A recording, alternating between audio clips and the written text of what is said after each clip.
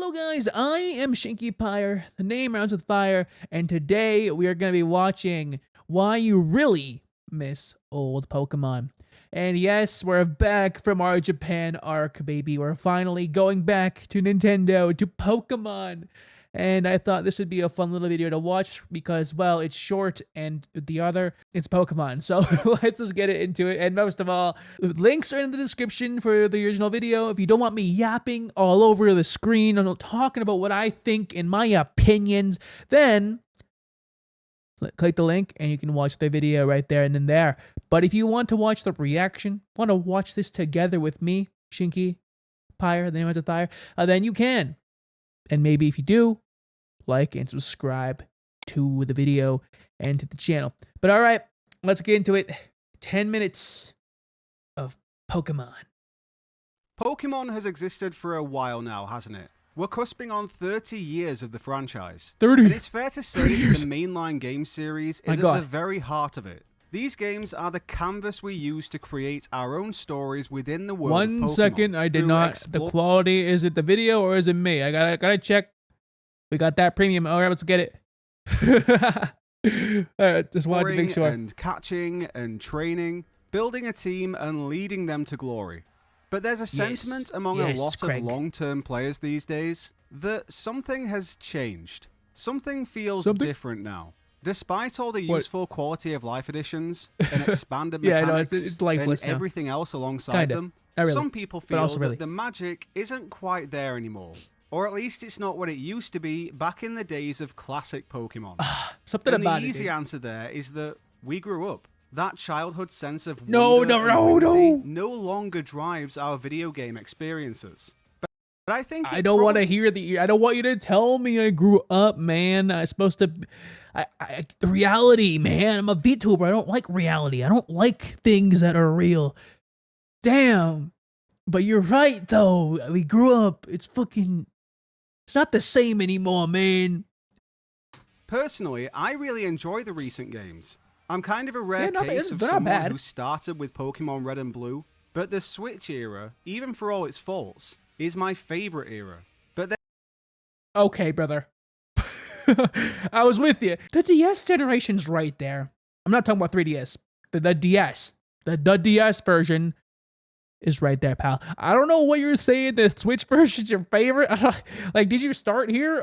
Because that'd make a lot of sense because it's your first, it's first encounter with Pokemon. But if you didn't, which I'm pretty sure you didn't because I've been watching you for a little bit, why? I mean, you're gonna tell us why in a second, but like it's just like it feels so empty. Like, look at this little plot of land. It feels empty. It feels a little too polished in a way, and it just, I don't know. It doesn't feel like art like the other ones do. If you understand me. There's still a heavy nostalgia there for the early games as well. So I understand both sides of the conversation. So, why do you really miss the old Pokemon? Let's see if we can come to a consensus. All right, tell me. I'm going to start with a bit of low-hanging fruit, and that's simplicity. Older Pokemon games didn't have fancy battle gimmicks or big open areas. And they also didn't hold your hand that much. And that's what I'm honing in on here. There weren't NPCs stopping you every 10 steps to explicitly tell you where you needed to go next. I'm not defending it was a simple adventure that was, for the most part, entirely yours to navigate your way through. It is something I've noticed more in the most recent 2 or 3 generations. I actually took a little time recently to look around the towns and cities of Pokemon Sword and Shield. There's nothing going on. No particular reason. I think I was just bored one evening. Yo, guys. I did this too when I was playing Pokemon Shield back in my old days and I had a Pokemon channel. Back in the olden days, I played up Nuzlocke. I live streamed it. And, well, I looked around because that's what I do with Pokemon. I love looking for items. I like looking for things to help me in my runs. But Sword and Shield, like the towns don't really have much going on besides a few. It just feels empty. And feels purposeless. Like, it feels like it really wants you to go through the motions. Like, go to the fucking gym. Go beat the gym leader. And just Go on to the next town. Don't just exploring. Who needs that? Go to the wild area if you want to do that. That's our new thing. Go to the wild area. If you want to explore, do it there. Not the cities, pal. You know where to go if you want to explore. For cities, they're for business. Go get that badge and leave. Or battle the cafe guy. Or something like that, right? Or do plot things. And I realized that there are little nooks and corners and houses in this game that I had still never inspected. And I think that does probably come down to the NPC characters in these newer games. I said how it feels, but you did kind of the next thing all the time. But there is the odd occasion where the screen fades to black after an interaction and you're teleported outside of the town you were just in. So as a result, I guess you will naturally explore less of the places you're in while you're in them. It has become more of a post-game thing now to go back and find those little nuggets of architecture and interactions. Yeah. And that is fine too. Because you're I don't bored think as there's hell. a right or wrong way to do that. But it is different from how I used to play the game, certainly. I used to check out every inch of the town before moving on. No. Nowadays, it's more of a chaperoned experience through the main plot points taking place in that town. And then I'll come back later on to properly explore it. Well, what I wanted to say earlier was, well, yeah. You know, in like emerald, in like platinum, in like diamond, in like pearl, in like black and white too. Like even X and a Y and Omega Ruby, fuck Sun and Moon. But like, yeah, those games, like for a long time during my adventure, like I said, even X and Y and Omega Ruby, I would still explore. And there's one instance on Omega Ruby, I know this because I played it in a stream on my Twitch, which you go follow. Did on my sleep log, I was playing Omega Ruby, and I actively got mad because like at one point, I get the option to say no, but I was using speed up, I think, and it just like teleported me to the gym, like the next gym after like when you fight your dad, and I was like, whoa. I wanted to explore, pal. I wasn't done yet. I know I should read, but come on, man. I didn't want to go there. What is this? I want to explore, at least in those games, but in the newer games, for some reason, I just have no desire to explore all that much. And that's mostly for Scarlet and Violet, which is its main thing. It's open world. I don't know what it is. I just have no desire to explore in Scarlet and Violet. Maybe it's because we're already traveling for such a long time during to get to like each fucking town, because you have to like run across the world to get to the next gym. Like, no, it's honestly like I have no desire to explore because I'm already doing a lot of that on the way to the gym. And the towns, well, the Scarlet and Violet towns. Okay, well, I mean, there's not much to be had. Because, like, okay, the plot in Scarlet and Violet, it's really fun, it's really good, but outside of the plot, everything else is kind of nothing too fantastic about the rest of the game. But anyways, my rant over. So that boils down to a control thing. A little bit of control was being taken away from our adventure. It's still very much our adventure. I want it back. But the strings are a little tighter. And for some people, that taints the original concept of Pokemon. Stop tightening the noose, please. The older games were very heavy on exploration, and the story was more of a secondary thing. There actually wasn't even that much story in games like Red and Blue and Gold and Silver. There was not much. You battling your way to become the champion was the story. The world really does revolve around you in the early Pokemon games. Then we had the Generation 3, 4, and 5 games where the story was creeping in a little heavier. Mostly just confined to the evil teams and their ambitions though. And then playing mainline Pokemon now, you're jumping into a full-on story that you could argue would take place with or without you in the picture. You're still on your own unique adventure. That was great. I love this cutscene. I gotta be honest, it's a chunky ass cutscene. I'm hoping it runs. I might replay on the Switch too because I have it. But like, I love the emotions behind it. I love the adventure. Again, one thing Scarlet and Violet did really good was the plot. It wasn't as good as Black and White. Don't get me twisted. But it's still really good. A good second place for story. Disappeared. But it isn't the centerpiece anymore. And it sounds narcissistic, doesn't it? But people might miss that. The older games were very simple representations of the worlds they were set in. This next point isn't actually exclusive to Pokemon. You could say this about any game, but I think it's still worth noting for a minute or two. The first 5 generations of Pokemon were 2D pixel sprite games. So the towns and cities, for example, being condensed down to just 4 or 5 buildings wasn't an issue for us. Because we just sort of naturally understood that this is a simplified representation, and we were happy to fill in the gaps in our heads. Now we're in 3D, and even in open world territory, there's less there for our minds to fill in. We take the game's visuals more at face value, as a fully fleshed out picture of that location. The issue with that is that we're still sometimes getting towns with the same 3 or 4 building layout. So now they This is the take that everyone who has played Pokemon and has been in this community has said. Everybody. I'm pretty sure. I'm pretty sure that I don't know someone who loves 3D more than 2D for Pokemon specifically. I honestly believe if Pokemon came in and was like, hey, we are going to do a 2D Pokemon game in the great year of whatever year it is, 2030 or something like that. Like if they went back to 2D, I think a lot of us would come on back. Like a lot of us who didn't leave. I didn't leave. I left at Sun and Moon, but like Ultra Sun and Moon. But regardless, I would be there. And I'm sure a lot of older fans who left the series because 3D wasn't good. They didn't like it. It's too handholdy. Whatever reason they left. Got too old.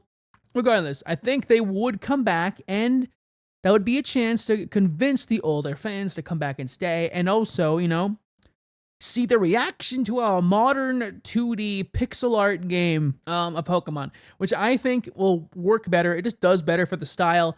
You got cooler sprites. Like it just works. I mean, all the modders and ROM hacks that are out there look fucking amazing. And I think there is potential with 2D art and pixels and all of that. I think Nintendo should really tap into it because that's their core, that's their beginning, and I think they should revisit that instead of trying to make this whole 3D thing work, which is like not really working all that well. I mean, I don't mind it personally, but boy, would I love to see a 2D game. Like honestly. Really can just look underwhelming. People often harp on Pokemon towns in the newer games for being small or lifeless or a straight line. And I guess the problem there that people aren't really recognizing is that it's just the exact same layout style as the 2D towns and cities, just without the imagination gap. Some translate well, bigger cities look like cool big 3D cities, but the smaller locations fall flat a lot of the time. Imagine the heat locations like Mahogany Town and Village Bridge would get by today's standards. But we remember them more fondly because, as 2D representations, we imagined them as more. Now picture Alphanada in Pokemon Scarlet and Violet. It's empty. Fully fleshed it's out not 3D town. It's not good, Even has some memorable architecture. Wait, look at that's cool. Do you think of it that fondly? If this town was in a 2D I don't think of it at all. Pokemon game, I think I'd really like it. I think a lot of people would really like it. It would stand out in my opinion. It looks cool, in 3D, but like with those same proportions what's going on as here a besides 2D the sprite architecture? world, it's completely forgettable. It's a straight line with one little backstreet, dropped in the middle of a lot of emptiness. The 3D camera is the only thing saving Alphanada from being essentially Spikemuth 2.0. So that could be a reason why people miss the older games. Your imagination isn't stimulated as much.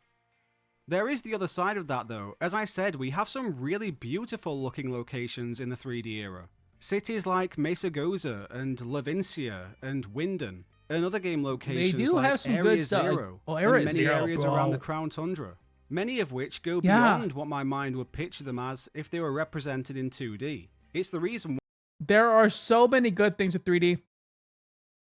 Like, I'm not saying 3D can't be done right and Nintendo should scrap it.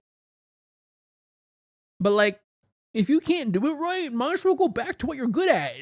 Like, I mean, you've had multiple attempts to get things right, and you haven't done that good of a job using what you have. Like, you have a good story with Scarlet and Violet, but let's be honest, it's a bit buggy, it's a bit, empty looking. It's mechanically, it's not the best game in the world. And so, like, I just feel like, sometimes cut your losses, go back to 2D. why I'd love to see certain locations from the 2D era games brought up and reimagined on the newer systems. The distortion world would go... I was about to bring it up. I was about to bring this up as a Pokemon Platinum fan. As a Pokemon Platinum fan. Okay, what they did to me and all of us Gen 4 fanatics, well, they did fucking shitty stuff to it. They treated us really bad, and we got Brilliant Diamond and Shining Pearl. It was our time to shine. And well, we did not shine very brightly at all, actually, or brilliantly, or it just didn't happen. We looked so bad, and we lost all the good shit about Sinnoh. I mean, we got the region, we got the bare bones of it, we got Diamond and Pearl, but when we had a better option sitting right there, Platinum, it was right. We could have gotten this. Instead, at the end, we got a mini distortion world with Giratina sitting in a spot. We don't get to explore any of it. He's just there. We just capture Giratina and leave. We could have had all of this. And Game Freak was like, yeah, no, we're going to hand this off to another studio, and we're going to make another game so we can have 2 games at once. Not to knock Legends Arceus. Legends Arceus was actually really good. I love the game. It's one of my favorite Pokemon games of all time. It's up there in my top 5. But as a Gen 4 fanatic, I have to say, would I have traded Pokemon Legends Arceus for a better remake? Yeah, I think so. I think I would have. So Nintendo really screwed us over. We could have had this. Instead, we had the Diamond and Pearl. Again, like pretty much exactly the same, but this time it looks kind of worse and better at the same time. I don't know how. Go crazy in 3D. Saffron City would be another huge metropolis. Well, technically, the Hoenn region as a whole, I think, would be incredible as an open world. My hope is that the best is yet to come in that area. We have to wait 20 This next years note I for have that. here is a bit of a subjective one, I guess, so I'd be interested to hear people's opinions on it. But is there less conflict in the newer games? I think it's fair to say that the world in general has changed a lot over the last 25, 30 years. And the way that media is made can be a direct reflection of that. In older games, villains were straight Yo, up look bad at him, guys. dude. Look at his fucking one-dimensional, man. He has a whip. But they were bona fide antagonists. Oh, yeah. In the last few installments, we've steered more towards disenfranchised youth, clumsy, misunderstood hooligans, and schoolyard bullies who aren't... Oh my god. You know, when you lay it out and show us exactly, yeah, it just doesn't feel like there's much conflict in the games. But like Scarlet and Violet, okay. Like these guys are presented. Team Star was presented as the main villains, and they kind of weren't. That they were just there for more content to bloat the game. Like when it was all said and done, did we need Team Star? Not really. All it did was help us get a main companion, being that Penny. I think Penny was the Team Star person. That's all it did for us to get Penny on the squad for the last mission, and they weren't really a threat. They didn't feel threatening at all. Again, they're just bullies. In comparison, we have Team Galactic fucking destroying the world, or Team Magma and Aqua. They wanted to change the world into either the water or landmass. Like they want to remove land and have water, or remove water and only have land. Like it was catastrophic what they were trying to do. And even Team Rocket, they were stealing Pokemon from people. Legit, they were just like a fucking mafia, fucking crime boss syndicate thing. Like it was insane. Until Sun and Moon, we had stakes, and it kind of the team felt threatening, and they really drove the plot. And I think that's one of the core reasons. This man's right. This man's right. You know when he's spitting. Let's let him spit. Quite who they appear to be on the surface, which I'll say I've come to appreciate more and more over the last year or two in particular. I like that we're taking the typical villain group concept in Pokemon games and doing things that are a bit more thought-provoking with it. I guess. But some people would probably argue that they miss the outright wickedness of a group who wants to commit terrible crimes and take over the world. And that point could spill over into the rival characters as well. They've become more like companions that offer friendly competition nowadays. Which I don't mind that for the rivals. I think Bede was a great little revisit into the older style rivals in that regard. But yeah, the overarching point there being that you could argue that the conflicts have softened in more recent Pokemon games. Yeah, it's and that like real life. douses your motivation to some extent. Everyone's a snowflake. But again, that could also come down to the harder emphasis on stories over big bad villainous characters. I want a fusion of the two. Taking those points into account, I think it's also important to address the sobering fact that franchises just change over time. And the point where you first enter a franchise is going to be sort of your anchor point within it. You get an idea for what it is based on your first few exposures to it. And that then becomes the thing you measure all future releases against. Whether you entered the mainline Pokemon games at Red and Blue, or Black and White, or Sun and Moon, that's going to influence what a Pokemon game fundamentally is in your mind. And when that changes, it's pretty normal to initially have a bit of a visceral reaction at first. But hopefully that doesn't inhibit your ability to enjoy the games. I still play them. I'm loving mainline Pokemon more than ever at the moment. I'm the GOAT. And I'm pretty excited for the next few years. But I'd absolutely be interested to hear what you guys think about this. Are you excited? Have you experienced that feeling of the magic being lost in any way? We'll watch it all to the end. Maybe you still think it is just nostalgia presenting itself in different ways. Whatever you think, drop a comment and let us know where you sit. I'll leave you a like by commenting. While you're down there, please do drop a quick like on the video. That helps a lot. Subscribe. Well, thanks for the thing. And you know what, Greg? I'm surprised I'm not subscribed to you yet. I'm subscribing right now. You guys can see. But I'll like the video. And bada bing, bada boom. This video was kind of really good. And I enjoyed a lot of it, what he was saying. And I think I got most of my thoughts out. But yeah, Pokemon... even the last point, I get why he saved that for the end, because legit, that's the best point of the video. The Pokemon has gotten soft. Like most of the world these days, it's gotten soft. And I think we need to revisit to the big bad villains. We need to revisit to when we had evil villains trying to destroy the world or do bad things. Instead of being with drama and instead of being with not being seen. We need actual proper villains. And with the rival, I don't care too much about the rival. I've always pretty much had the friendly rival. So like I'm used to that and I don't mind it, especially the evil teams. I think we should go back and try that again. And as far as 2D goes, I think we should try 2D again. I think that's would be really beneficial for Pokemon to maybe rope in old fans once more, get them back on the Pokemon train. I think that's just worthwhile, and it'd be so nice to see what they can do with all their experience with the new 2D game, and like how technology has improved. I think it'd be worth a shot, personally. But yeah, I really do miss old Pokemon, and I'll never forgive Nintendo and Game Freak and Pokemon Company. For fucking up my boy, Brilliant Diamond and Shining Pearl. And also, that's it for me. Thanks for watching, guys.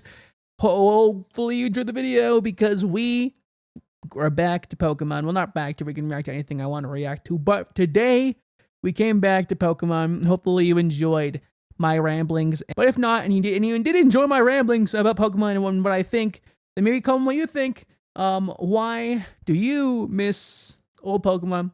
Tell me in the comments below. Leave a like and subscribe to the channel if you enjoyed. And I'll see y'all in the next reaction to whatever I choose to react to. And that is I, Shinky Pyre. The name rhymed with fire. And I'm out. Bye, guys.